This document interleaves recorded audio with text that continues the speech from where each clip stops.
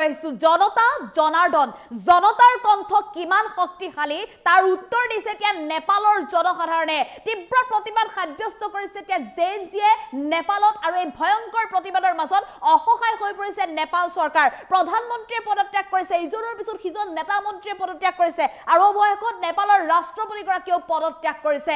জনতাৰ ৰোষত পৰিছে নেপাল চৰকাৰ জনতাৰ ৰোষত পৰিছে প্ৰতিগৰাকী মন্ত্ৰী আমোলা লৈছে এই মুহূৰ্তত টাইমেটৰ দৰ্শক এই খবৰ জনতাৰ প্ৰতিবাদত অসহায় চৰকাৰ জনতাৰ কণ্ঠ কিমান শক্তিশালী সেই কথা এতিয়া প্ৰমাণ দিছে নেপালৰ জনসাধাৰণে প্ৰধানমন্ত্ৰীৰ পিছতে নেপালৰ ৰাষ্ট্ৰপতিয়ে পদত্যাগ কৰিবলৈ বাধ্য হৈছে কিন্তু ৰাষ্ট্ৰপতি প্ৰধানমন্ত্ৰীৰ পদত্যাগৰ পিছতো শান্ত হোৱা নাই নেপাল ৰাষ্ট্ৰপতি ৰমেশ চন্দ্ৰ পৌৰেলৰ পদত্যাগৰ পিছতো শান্ত হোৱা নাই নেপাল এতিয়াও প্ৰতিবাদকাৰীৰ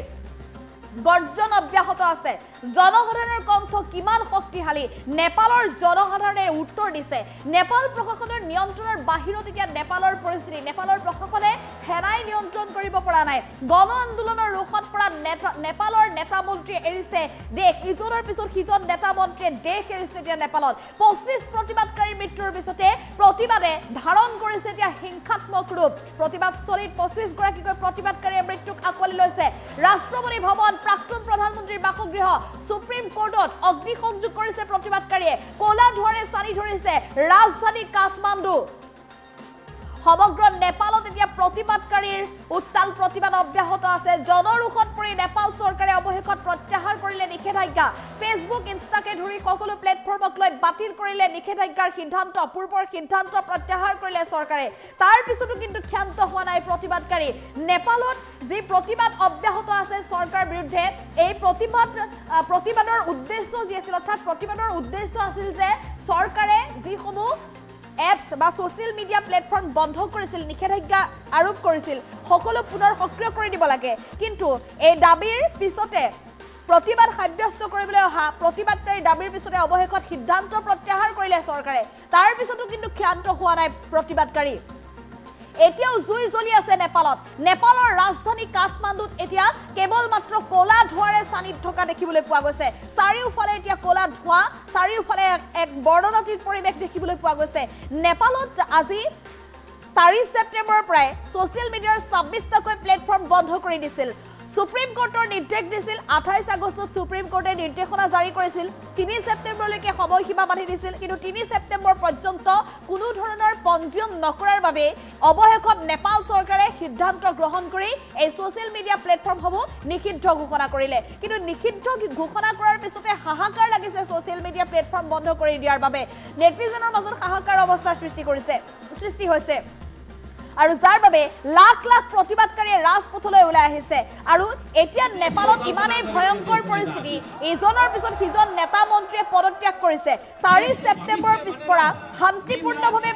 প্ৰতিবাদ সাব্যস্ত কৰিছিল প্ৰতিবাদকাৰীয়ে কিন্তু নেপালৰ জনসাধাৰণৰ এই শান্তিপূৰ্ণ প্ৰতিবাদৰ পিছতো চৰকাৰে কোনো পদক্ষেপ গ্ৰহণ নকৰাৰ বাবে কালিৰ দিনটোৰ পৰাই সমগ্ৰ নেপালত ভয়ংকৰ পৰিস্থিতি বিৰাজ কৰিছে ইটোৰ পিছত সিটো হিংসাত্মক ঘটনা সংঘটিত হৈছে শেহতীয়াকৈ কালিৰ দিনটোত প্ৰতিবাদকাৰীৰ মৃত্যুৰ পিছত আজিৰ দিনটোত প্ৰতিবাদকাৰীৰ মৃত্যুৰ পিছত অধিক উত্তেজিত হৈ পৰিছে প্ৰতিবাদকাৰী যাৰ বাবে ৰাষ্ট্ৰপতি ভৱনত অগ্নিসংযোগ কৰিছে প্ৰাক্তন প্ৰধানমন্ত্ৰীৰ বাসগৃহত অগ্নিসংযোগ কৰিছে আৰু সুপ্ৰিম কোৰ্টতো অগ্নিসংযোগ কৰিছে প্ৰতিবাদকাৰীয়ে আৰু এফালে প্ৰধানমন্ত্ৰী কেপি শৰ্মা অলিয়ে ইতিমধ্যে পদত্যাগ কৰিছে প্ৰধানমন্ত্ৰী কেপি শৰ্মা অলিয়ে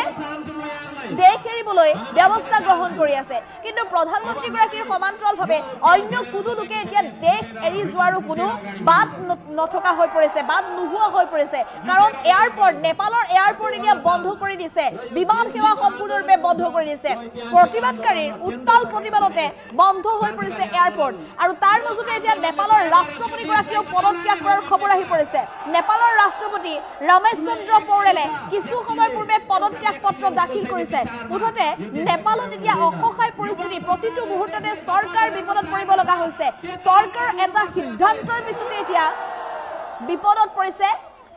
চৰকাৰ জেএনজিৰ ৰোষত পৰিছে সৰকাৰ আৰ যাৰ বাবে বন্ধ হয়ে পড়েছে এতিয়া নেপালৰ আকাশী পথ পৰ্যন্ত বিমানবন্দৰ সকলো বন্ধ হয়ে উঠিছে এক ভয়ঙ্কৰ পৰিস্থিতি আৰ এফালে কালি দিনটোৰ পুৱাৰ ভাগৰ পৰা যি প্ৰতিবাদ সেই প্ৰতিবাদৰ পিছতে প্ৰধানমন্ত্ৰী কেপি শৰ্মা ওলিয়ে জৰুৰী কেবিনেট বৈঠক আহ্বান জনাইছিল আৰু সেই কেবিনেট বৈঠকতে সমগ্র পরিস্থিতি নিয়ন্ত্রণের বাবে সেনা বাহিনীক মোতায়েন করা হয়েছিল কিন্তু নেপালত যে সোশ্যাল মিডিয়া নিষেধাজ্ঞার বিরুদ্ধে জেএনজিৰ প্ৰতিবাদ অব্যাহত আছিল সেই প্ৰতিবাদে কিন্তু পৰৱৰ্তী সময়ত হিংসাত্মক ৰূপ ধাৰণ কৰিছে 24 ঘণ্টাৰ বিগত 24 ঘণ্টাত অধিক হিংসাত্মক ৰূপ ধাৰণ কৰা দেখিবলৈ পোৱা গৈছে যাৰ বাবে এই পৰিস্থিতি নিয়ন্ত্ৰণৰ বাহিৰত হোৱাৰ ভয়ত এতিয়া অৱশেষত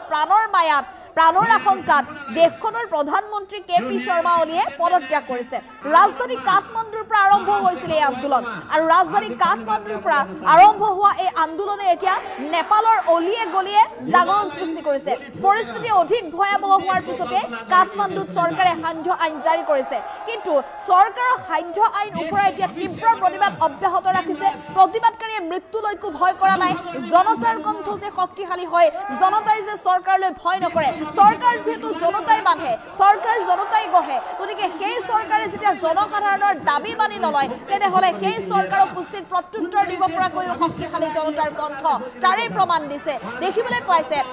নেপালৰ উপপ্ৰধানমন্ত্ৰীগৰাকীক খেদি প্ৰহাৰ কৰিছে ৰাজহুৱা স্থানত নেপালৰ বিত্তমন্ত্ৰীক খেদি প্ৰহাৰ কৰিছে শ্ৰীলংকাৰ কথা এতিয়াও কোনেও পাহৰি যোৱা নাই বাংলাদেশৰ পৰা শেখ হাছিনাই কিদৰে পলায়ন কৰিছিল সেয়া এতিয়াও পাহৰি যোৱা নাই গতিকে প্ৰতিগৰাকী জনতাক শ্ৰীলংকা আৰু বাংলাদেশৰ সেই উদাহৰণৰ পিছতে যে অধিক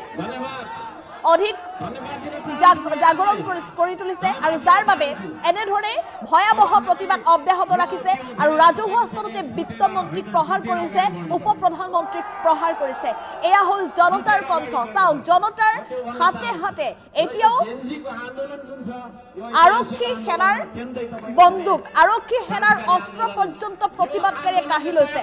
এক প্ৰকাৰ সেনাই এতিয়া পৰিস্থিতি নিয়ন্ত্ৰণ কৰিব নোৱাৰা হৈছে নেপালত পৰিস্থিতি নিয়ন্ত্ৰণ কৰিবলৈ সেনা বাহিনী মোতায়েন কৰা হৈছিল যদিও সেনাইও এতিয়া পৰিস্থিতি নিয়ন্ত্ৰণ কৰিব পৰা নাই 4 ছেপ্টেম্বৰৰ পৰা আৰম্ভ হৈছিল এই প্ৰতিবাদ 4 ছেপ্টেম্বৰৰ পৰা চলি অহা শান্তিপূৰ্ণ প্ৰতিবাদক লৈ চৰকাৰে কোনো ধৰণৰ ব্যৱস্থা গ্ৰহণ নকৰাৰ বাবে অৱশেষত এনে ধৰণৰ এক ভয়ংকৰ পৰিস্থিতিৰ সৃষ্টি হোৱা দেখিবলৈ পোৱা গৈছে নেপালত 2025 চনৰ 4 ছেপ্টেম্বৰত নেপাল চৰকাৰে ফেচবুক ইনষ্টাগ্ৰাম ইউটিউব স্নেপশ্বট আদি বিভিন্ন সোশ্যাল মিডিয়াৰ প্লেটফৰ্মৰ 26টাকৈ প্লেটফৰ্ম নিষিদ্ধ কৰিছিল চৰকাৰে কোম্পানীসমূহক যেহেতু 28 আগষ্ট এসপ্তাহৰ ভিতৰত পঞ্জীয়ন কৰি স্থানীয় যোগাযোগকাৰী বিষয়াত নিযুক্তি দিবলৈ নিৰ্দেশ দিছিল নেপালত তেওঁলোকে কোম্পানী প্ৰতিষ্ঠা কৰিব লাগিব নেপালত পঞ্জীয়ন কৰিব লাগিব আৰু স্থানীয় বিষয়াক নিযুক্তি দিব লাগিব তেনে দাবী উত্থাপন কৰিছিল নেপাল চৰকাৰে সৰ্বোচ্চ ন্যায়ালয়ত এক বিশেষ বিচাৰ নেপালৰ সৰ্বোচ্চ ন্যায়ালয়ত বিচাৰ চলিছিল চৰকাৰৰ আবেদনৰ ভিত্তিত বিচাৰ চলিছিল আৰু সেই বিচাৰতে সৰ্বোচ্চ ন্যায়ালয়ে এই নিৰ্দেশনা দিছিল উচ্চতম ন্যায়ালয়ে সোশ্যাল মিডিয়াৰ কোম্পানীসমূহক নেপালত স্থানীয় কাৰ্যালয় যোগাযোগ বিষয়া আৰু অভিযোগ নিৰাময় ব্যৱস্থা স্থাপন কৰিবলৈ কৈছিল আৰু যাৰ বাবে সময়সীমা বান্ধি দিছিল বহু কোম্পানীয়ে সৰ্বোচ্চ ন্যায়ালয়ৰ নিয়ম অৱমাননা কৰিছিল যাৰ বাবে নিষেধাজ্ঞা জাৰি কৰিছিল নেপাল চৰকাৰে কিন্তু নেপাল চৰকাৰে যেতিয়া নিষেধাজ্ঞা জাৰি কৰিলে নেপাল চৰকাৰৰ বিৰুদ্ধে এতিয়া নেটিজেনে ক্ষোভ প্ৰকাশ কৰিছে আমি পুনৰ জনাইছো সেই কথা যেহেতু বৰ্তমান সময়ত শিশুৰ পৰা বৃদ্ধলৈকে সকলোৱে ব্যৱহাৰ কৰে সোশ্যাল মিডিয়া প্লেটফৰ্ম পুৱাৰ পৰা গধূলিলৈকে তেওঁলোক সক্ৰিয় হৈ থাকে শিক্ষা অনুষ্ঠানৰ পৰা বাণিজ্যিক প্ৰতিষ্ঠান পৰ্যন্ত সোশ্যাল মিডিয়াতে সক্ৰিয় হৈ থাকে বা সোশ্যাল মিডিয়াৰ দ্বাৰাই পৰিচালনা হয় গতিকে তেনে অৱস্থাত নেপালত এই সোশ্যাল মিডিয়া প্লেটফৰ্মসমূহত নিষেধাজ্ঞা জাৰি কৰাৰ পিছতে অচলাৱস্থাৰ সৃষ্টি কৰিছিল আৰু যাৰ বাবে চৰকাৰৰ বিৰুদ্ধে তৰ্জনী আঙুলি টুৱাইছিল জনসাধাৰণে প্ৰতিগৰাকী নেটিজেনে যে চৰকাৰে নিজৰ দুখ লুকুৱাবলৈ এক প্ৰকাৰ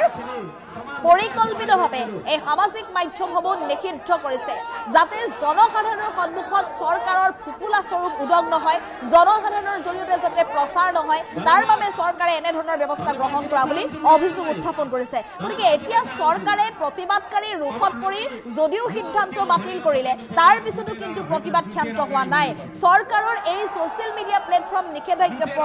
সোশ্যাল মিডিয়া প্লেটফৰ্মত নিষেধাজ্ঞা আৰোপ কৰাৰ প্ৰকৃত উদ্দেশ্য পোহৰলৈ ননা পৰ্যন্ত এই প্ৰতিবাদ অব্যাহত থাকিব বুলি হুংকাৰ প্ৰদান কৰিছে কাঠমাণ্ডুৰ স্পৰ্শকাতৰ অঞ্চল হিচাপে এতিয়া পৰিগণিত হৈ পৰিছে এই প্ৰতিবাদৰ পিছতে বাৰেশ্বৰ সিংদৰবাৰ নাৰায়ণখেতি এনেধৰণৰ স্থানসমূহত এতিয়া অধিক নিৰাপত্তা বা সেনা মুতায়ন কৰা হৈছে স্পৰ্শকাতৰ অঞ্চল হিচাপে মুঠতে ইটোৰ পিছত সিটো হিংসাত্মক ঘটনা এতিয়া অব্যাহত আছে নেপালত আৰু এক প্ৰকাৰ নেপালত অগ্নিগৰ্ভ পৰিস্থিতি প্ৰধানমন্ত্ৰীৰ পিছত ৰাষ্ট্ৰপতিও নিজৰ আসন এৰি দিছে তাৰ পিছতো কিন্তু পৰিস্থিতি নিয়ন্ত্ৰণৰ বাহিৰত এতিয়াও কিন্তু প্ৰতিবাদকাৰী শান্ত হোৱা নাই এতিয়াও ধাৰাবাহিক প্ৰতিবাদ অব্যাহত আছে আৰু উল্লেখ কৰিব লাগিব যে এই মুহূৰ্তলৈকে 25 গৰাকী প্ৰতিবাদকাৰীয়ে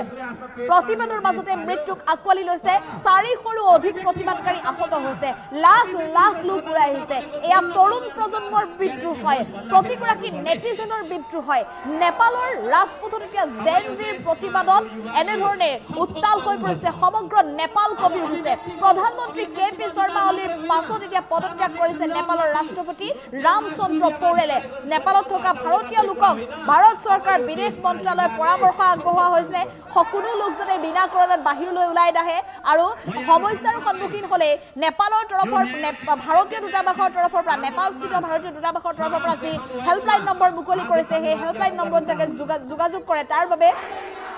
আহ্বান জনাইছে আৰু যদি কোনো লোক এতিয়া নেপাললৈ যাবলগীয়া আছে তেনেহলে সেই যাত্ৰা স্থগিত ৰাখিবৰ বাবে ভাৰত চৰকাৰৰ তৰফৰ পৰা আহ্বান জনোৱা হৈছে আমি পুনৰ জনাইছো এটা ডাঙৰ খবৰ নেপালত এতিয়া ক্ৰমাৎ হিংসাত্মক ঘটনা অব্যাহত আছে ইটোৰ পিছত সিটো অঘটন সংঘটিত হৈছে আৰু ক্ৰমাৎ অসহায় হৈ পৰিছে অগ্নিগৰ্ভ পৰিস্থিতিৰ মাজত অসহায় হৈ পৰিছে নেপাল চৰকাৰ যাৰ বাবে প্ৰধানমন্ত্ৰীগৰাকীৰ পিছতে এবাৰ ৰাষ্ট্ৰপতিগৰাকীয়ে পদত্যাগ কৰাৰ খবৰ আহি পৰিছে